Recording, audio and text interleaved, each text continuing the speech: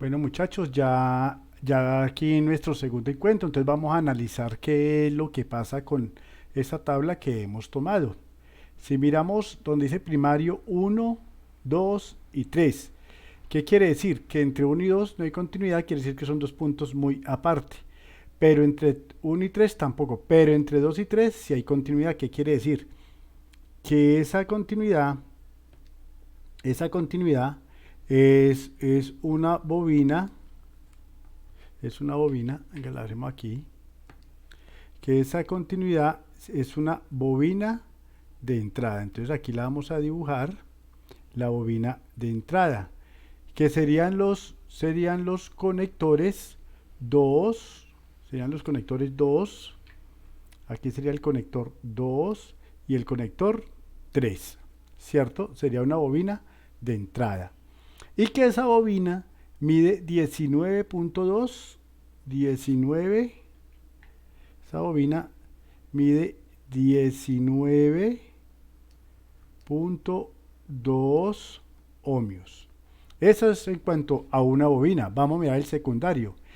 ¿Qué dice el secundario? El secundario dice que hay dos bobinas de 0.5 y una bobina de 0.9. Entonces voy a primero a dibujar la bobina más larga, que es de 0.9, que tiende a 1. Entonces esa bobina de 0.9 es esta que está acá. Vamos a dibujar la más larguita. 0.9 o 1, ¿cierto? Un ohmio. ¿Y qué me dice? Que entre 4 y 5 hay una bobina de 0.5 y entre 5 y 6. ¿Qué quiere decir? Que aquí en la mitad, ellos comenzaron a embobinar, pero en toda la mitad del embobinado sacaron otra línea de división, que eso se llama un tap central, ¿cierto? Que eso es un transformador con tap central. Entonces, aquí estarían los números 4, 5 y 6. Entonces, entre 4 y 5, aquí tenemos que entre 4 y 5 dio 0.5, mire.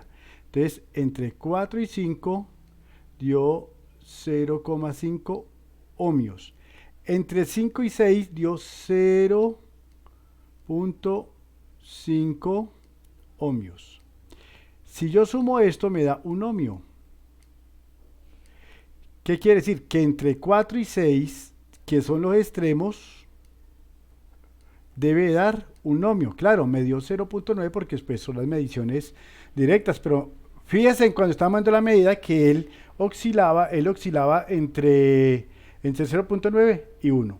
Entonces, ¿qué quiere decir? Que este transformador tiene una entrada de 19.2 y tiene dos salidas entre 4 y 5 de 0.5 ohmios, entre 5 y 6 de 0.5 ohmios, o si yo voy a medir entre 4 y 6 da un ohmio.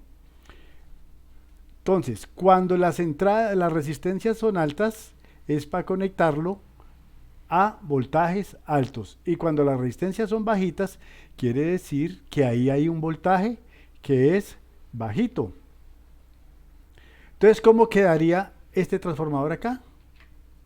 Simplemente, pues, aquí estaría la bobina de entrada.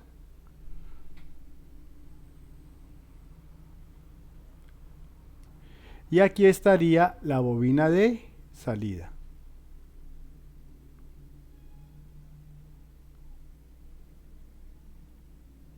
Con un tap central. Y aquí estaría lo que es la línea tierra, pero la línea tierra la hacemos aparte, que quiere decir que hay cablecito de línea tierra. Acuérdense que este es el primario y este es el secundario. Entonces aquí a este primario va a colocarle la letra P y aquí la letra S. A este primario le vamos a conectar 120 voltios, ¿cierto? Tiene el voltaje más grande.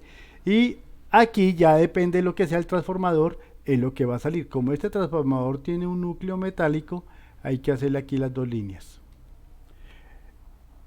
Y espero que me hayan entendido cómo interpretar esta tabla. Nos vemos en el siguiente video, que le vamos a calcular los voltajes y las corrientes a este tipo de transformador.